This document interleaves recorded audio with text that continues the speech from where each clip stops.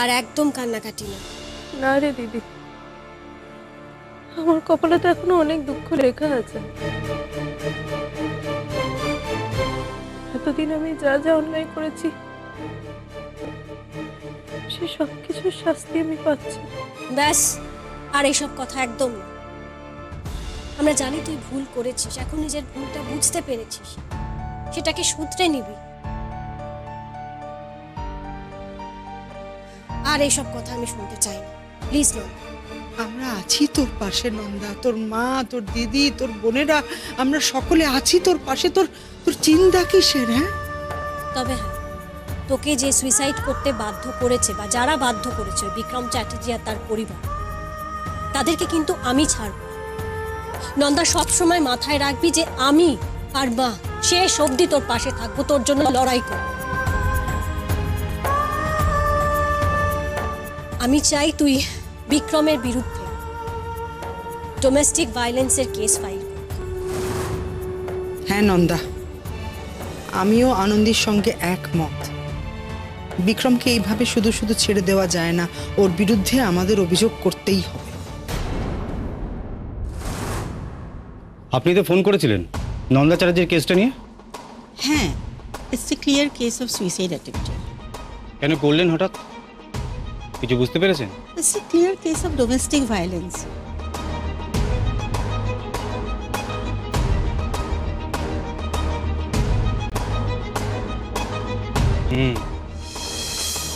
মেয়েটির জ্ঞান ফিরেছে? হ্যাঁ, জ্ঞান ফিরেছে। এখন দেখা করা যাবে? হ্যাঁ নিশ্চয়ই। আপনি একবার ওনার রিপোর্টগুলো দেখাতে পারেন? হ্যাঁ নিশ্চয়ই, তাও তো।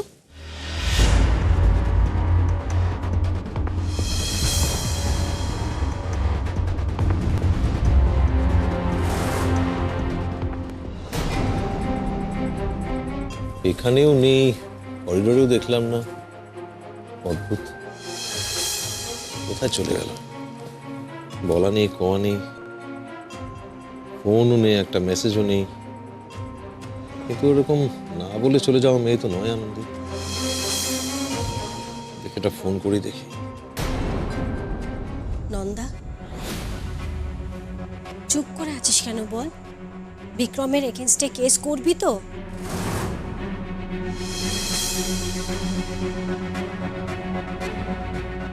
জানি না। জানি না মানে? নন্দা প্লিজ এটা করিস না। দেখ, কোনোদিনও তোকে আমরা কোনো কিছুতে বারণ করিনি, আটকাইনি, জোর ফলাইনি, কিন্তু আজকে জোর দিয়ে বলছি প্লিজ প্লিজ বিক্রমের এগেনস্টে কেস ফাইল কর। তুই যদি সবটা খুলে না বলিস তাহলে কিন্তু পুলিশ আমাদের কথা শুনবে না। পুলিশ একমাত্র তোর কথাই শুনবে। একমাত্র তুই পারবি এই স্টেপটা নিতে। আমি জানি তুই ভয় পাচ্ছিস, তাই তো ভাবছিস এত বড় একটা কেস, তাতে থানা, পুলিশ, কোর্ট কাছারি অনেক সমস্যা হবে, তুই কি করে সামলাবি, তাই তো? কিন্তু তুই তোর একা নোস নন্দা, আমরা তো সকলে আছি তোর সঙ্গে। মিসেস চ্যাটার্জি, ওনারা আপনার সাথে একটু কথা বলবেন। নমস্কার, আমি লোকাল থানার এসআই। হাসপাতাল থেকে একটা কমপ্লেন পেয়ে আমরা এখানে এসেছি। আপনার থেকে কিছু স্টেটমেন্ট নিতে চাই। কি ব্যাপারে? আপনি যে আত্মহত্যার চেষ্টা করেছিলেন এবং আপনার শরীরে যে আঘাতের চিহ্ন পাওয়া গেছে, সেগুলো তো আপনার শ্বশুর বাড়ির টর্চারের ফল, তাই তো?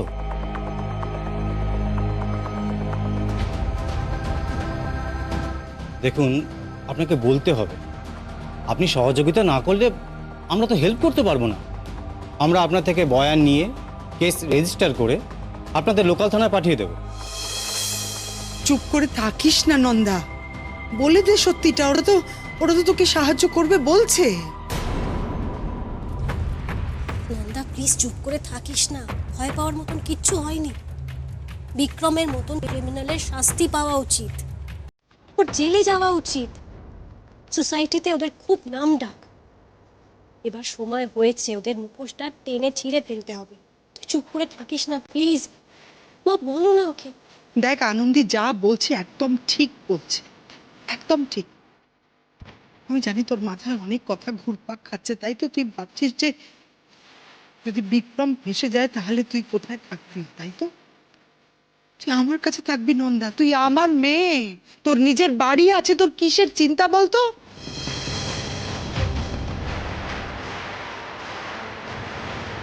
ম্যাডাম, আপনি নিশ্চিন্তে আমাদেরকে সবটা খুলে বলতে পারেন। আমরা যত রকমভাবে পারবো আপনাকে সাহায্য করব। নন্দা চুপ করে আছে কেন? ও কি তবে বিক্রমের বিরুদ্ধে বয়ান দিতে চায় না? কিন্তু কেন?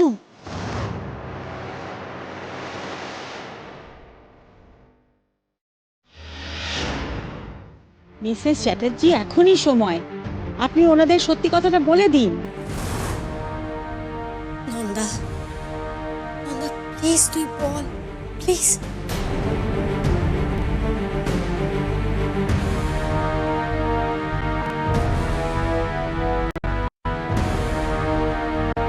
আমি বলবো অফিসার, বিক্রম চ্যাটার্জির এগেনস্টে আমি বয়ান দেব। ডক্টর, উনি ফিজিক্যালি আর মেন্টালি ফিট তো স্টেটমেন্ট দেওয়ার জন্য? একদম ফিট। বলুন মিসেস চ্যাটার্জি, আপনার সঙ্গে ঠিক কি কি ঘটেছিল? আপনি কেন নিজেকে শেষ করতে গেছিলেন? আপনাকে কি মানসিকভাবে এই ডিসিশন নেওয়ার দিকে ঠেলে দেওয়া হয়েছিল? হ্যাঁ, কে করেছিলেন এটা? বিক্রম চ্যাটার্জি আর শ্রেয়া চ্যাটার্জি।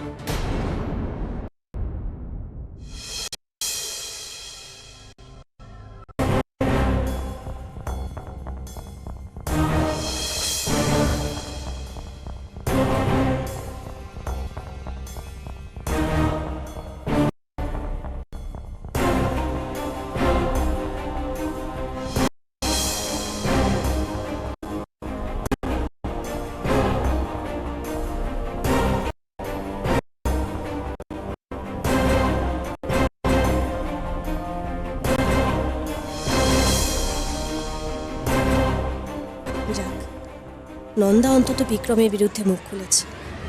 এবার আশা করি কেসটা হতে খুব একটা সমস্যা হবে না।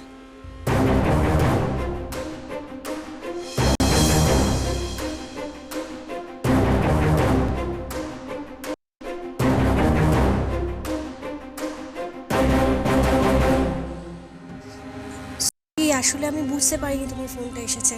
হ্যাঁ, তুমি কোথায়? তুমি বললে বাইরে ওয়েট করবে, বেরিয়ে দেখলাম তুমি নেই, তারপর কোনো খবর নেই। কোথায় তুমি? আমি তোমায় সবটা বলবো, কিন্তু তুমি বলো তোমার পেশেন্ট তাপসী, উনি কেমন আছেন? ও এখন ঠিক আছে, আউট অফ ডেঞ্জার। বাড়ির লোকের সঙ্গে কথা হয়ে গেছে, এখন সমস্যা নেই।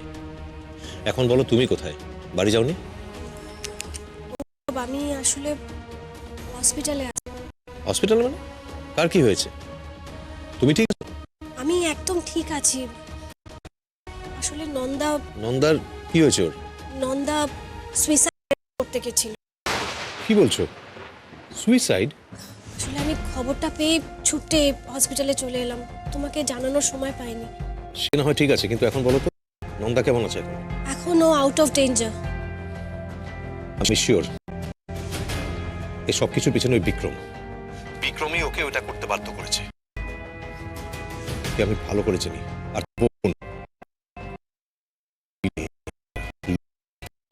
প্লিজ প্লিজ প্লিজ প্লিজ এখন এইসব কথাগুলো বলো না। দেখো, সত্য মেয়েটা একটা দুর্ঘটনা ঘটিয়ে ফেলেছে, পুরোপুরি সুস্থ হয়নি। প্লিজ এখন এই কথাগুলো বলো না। আচ্ছা, আমি কি যাব ওখানে? কি করে কি হলো আমি সবটা জানতে চাই। না, তোমাকে এই মুহূর্তে আসতে হবে না, আমি তোমাকে সবটা ফোনেই বলছি। আমি তো নন্দার বাড়িতে গেছিলাম।